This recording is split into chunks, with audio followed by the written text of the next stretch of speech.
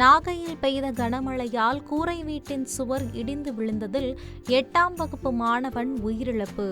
தந்தை தங்கை லேசான காயங்களுடன் உயிர் தப்பினர். வங்கக்கடலில் உருவான ஆழ்ந்த காற்றழுத்த தாழ்வு பகுதி காரணமாக நாகை மாவட்டத்தில் நேற்று மீண்டும் தொடர்ந்து கனமழை கொட்டி தீர்த்து வருகிறது.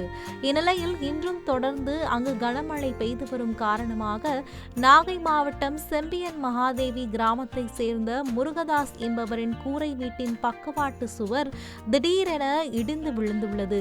அப்போது வீட்டில் உறங்கிக் கொண்டிருந்த முருகதாஸ், அவரது மனைவி, மகன் கவியழகன் ஆகியோர் இடிபாடுகளுக்குள் சிக்கிக் கொண்டுள்ளனர்.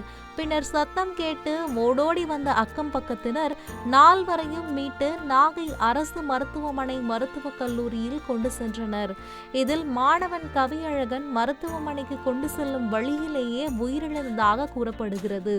இதனையடுத்து காயமடைந்த முருகதாஸ் மற்றும் அவரது மகள் ஆகியோருக்கு நாகை அரசு மருத்துவமனையில் சிகிச்சை அளிக்கப்பட்டு வருகிறது.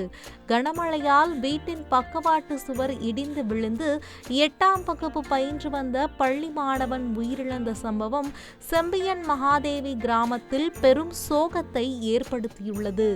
இதனிடையே சம்பவம் குறித்து வருவாய்த்துறை அதிகாரிகள் விசாரணை மேற்கொண்டு வருகின்றனர். செய்திகளை உடனுக்குடன் தெரிந்து கொள்ள உடனே சப்ஸ்கிரைப் பண்ணுங்க.